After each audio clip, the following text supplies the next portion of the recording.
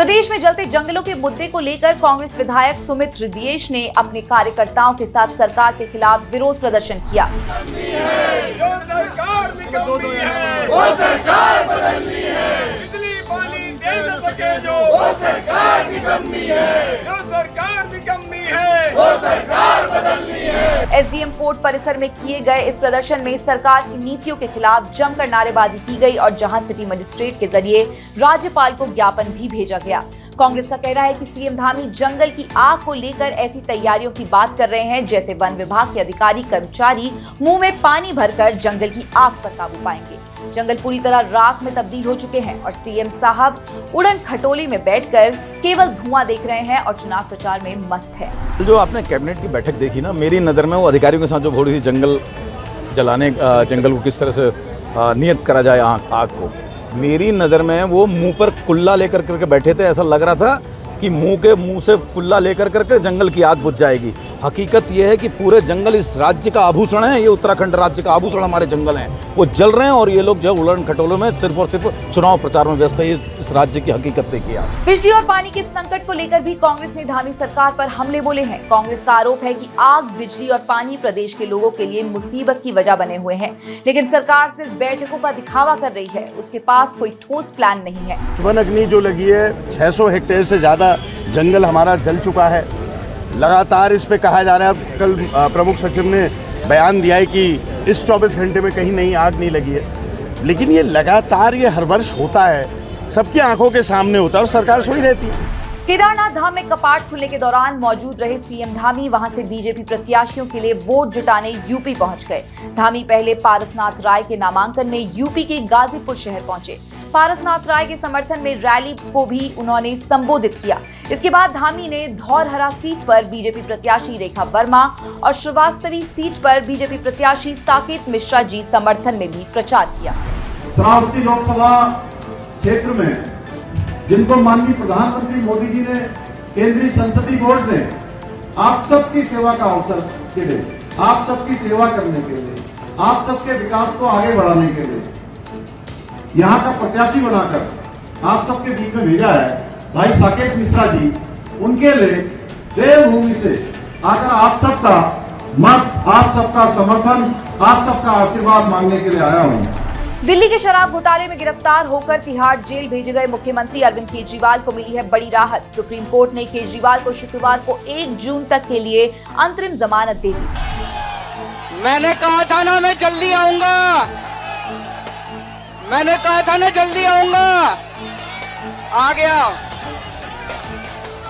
आप लोगों से एक ही निवेदन है, हमें सबको मिलके देश को तानाशाही से बचाना है।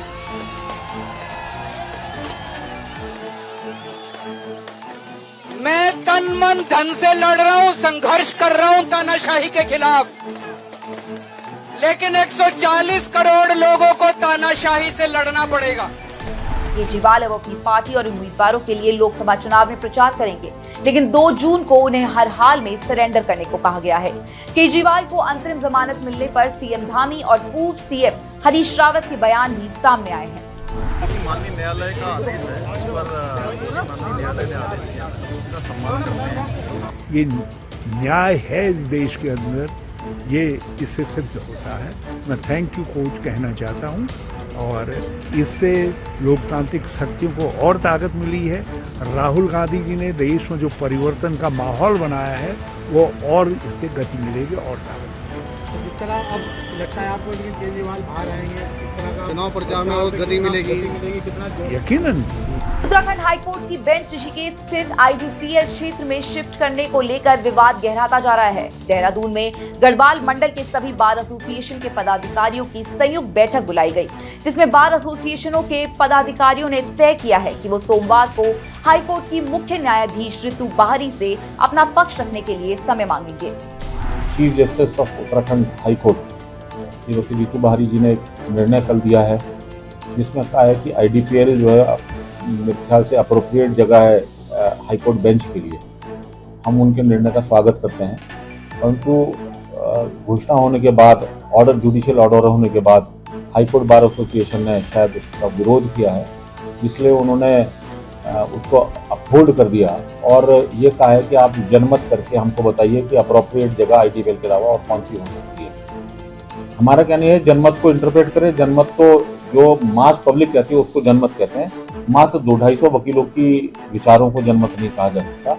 हम लोग जनमत तैयार कर रहे हैं यहाँ पर देहरादून पे, और हमने कल इस निमित्त समस्त गढ़वाल से जितने भी बार एसोसिएशन है उनके प्रेसिडेंट सेक्रेटरीज को यहाँ पर बुलाया है, उनकी मीटिंग कर रहे हैं। फैसले का विरोध कर रहे वकीलों का कहना है कि उत्तराखंड छोटा राज्य है, यहाँ हाईकोर्ट की 2 बेंच बैठाने का कोई औचित्य नहीं है।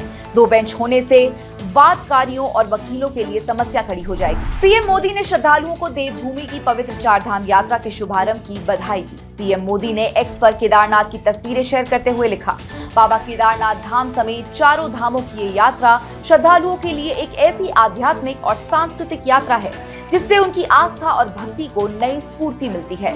इस यात्रा पर निकले सभी भक्तों और श्रद्धालुओं को मेरी ढेरों शुभकामनाएं। जय बाबा भोलेनाथ। एक अन्य पोस्ट में पीएम ने अक्षय तृतीया को उड़ीसा और महान उड़िया संस्कृति के लिए बहुत ही शुभ दिन बताया और कहा, महाप्रभु श्री जगन्नाथ की कृपा सदैव हम पर बनी रहे।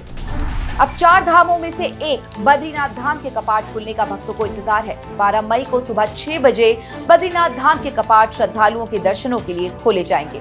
कपाट खुलने से पहले बद्रीनाथ धाम को भव्य रूप से सजाया गया है। भगवान बद्री विशाल के अभिषेक के लिए तिलों के तेल की गाड़ू घड़ा कलश यात्रा भी अपने पड़ावों को पार कर धाम पहुंच रही है।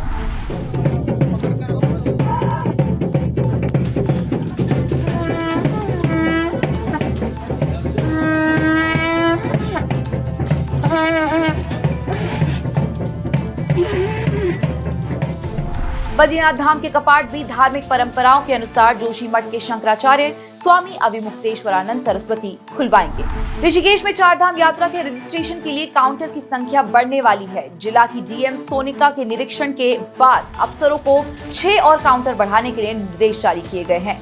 ऋषिकेश 4 धाम यात्रा के पंजीकरण के लिए अभी 12 काउंटर चल रहे हैं। भक्तों की भारी भीड़ को देखते हुए ये काउंटर कम पड़ रहे हैं और लोग लगातार अव्यवस्थाओं का आरोप लगा रहे हैं, इसलिए काउंटर 12 से अब 18 किए जा रहे हैं।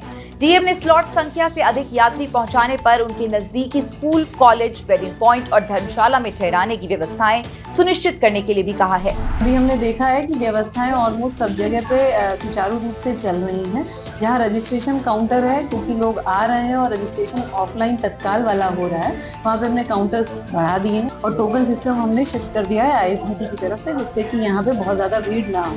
इसके अलावा हम यात्रियों को सबको यही बता रहे हैं कि आप जाके, क्योंकि स्लॉट बाद का है, तो आप यहीं पे जो हमारे वेडिंग पॉइंट्स हैं, हमने धर्मशाला वगैरह सब खुलवा दिए और वहाँ जाके अपना आराम करें और उसके बाद आके यहाँ पे रजिस्ट्रेशन करवाएं। ऐसा कोई दिक्कत यहाँ आ नहीं रही है रजिस्ट्रेशन। रुड़की में कांग्रेस ने 4 धाम यात्रियों से अवैध वसूली का आरोप लगाया है। ज्वाइंट मजिस्ट्रेट को ज्ञापन भी सौंपा है। रुड़की के तहसील परिसर स्थित ज्वाइंट मजिस्ट्रेट कार्यालय पर कांग्रेस नेताओं और कार्यकर्ताओं का एक प्रतिनिधिमंडल पहुंचा और ज्वाइंट मजिस्ट्रेट को ज्ञापन सौंपा। कांग्रेस नेताओं का कहना है कि 4 धाम यात्रा पर जा रहे वाहनों से फिटनेस के नाम पर अवैध वसूली की जा रही है।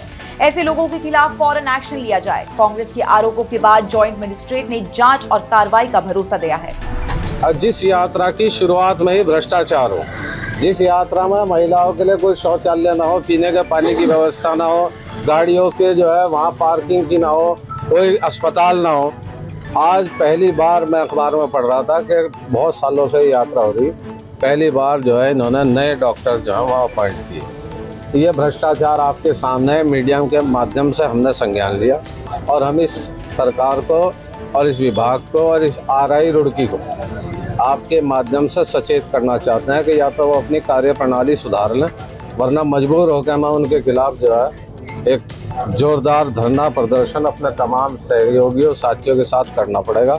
और ये बहुत दुख की बात है। अगर कोई भी इसमें गलत तरीके से किसी से अगुवाई कर रहा है, 100% उनके साथ अगेंस्ट स्ट्रिक्ट एक्शन लिया जाएगा एंड हम जितना फैसिलिटेट कर सकते हैं उतना फैसिलिटेट करेंगे अपनी तरफ से। अल्मोड़ा जिले के रानीखेत में सशस्त्र सीमा बल यानी कि SSB ने चलाया स्वच्छता अभियान। केंद्र सरकार के मेरी लाइफ मिशन के तहत रानीखेत बाजार के अलावा पार्कों और आसपास साफ पेयजल के लिए SSB के अधिकारियों, जवानों और स्टाफ कर्मचारियों ने मिलकर मुहिम चलाई। स्वच्छता के लिए जागरूकता रैली भी निकाली गई। 5 जून को वृक्षारोपण कार्यक्रम के साथ इस मुहिम का समापन होगा। मेरी लाइफ कार्यक्रम जो भारत सरकार का कार्यक्रम है के तहत SSB पूरे देश में इस कार्यक्रम को प्रारंभ 5 मई को कर चुकी है और इसका समापन 5 जून को होगा बृहत वृक्षारोपण के तहत, जिसके तहत आज हमने रानीखेत मार्केट से रानीखेत कैंटोनमेंट बोर्ड और यहाँ के जो लोकल पब्लिक है उनके साथ मिलके हमने सफाई अभियान मार्केट से लेके रानी झील वाटर सोर्स तक किया है।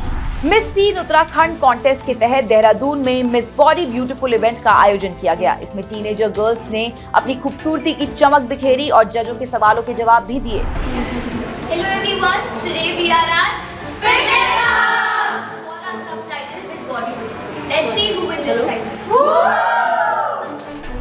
मिस टीन उत्तराखंड का ये चौथा सीजन है, जिसके तहत अलग अलग ब्यूटी कॉन्टेस्ट में देहरादून, टिहरी, पौड़ी, चमोली, नैनीताल की 13 से 19 साल की लड़कियां हिस्सा ले रही हैं। अलग अलग सब टाइटल के लिए लड़कियों के बीच इस मुकाबले का रिजल्ट 19 मई को ग्रैंड फिनाले के साथ ही घोषित किया जाएगा। विनर मॉडल को नेशनल एम्बलिश Miss India teen Asia Pacific के लिए जयपुर भेजा जाएगा। वहां सिलेक्शन हुआ तो फिर विनर इंटरनेशनल लेवल के कॉन्टेस्ट में हिस्सा लेगी।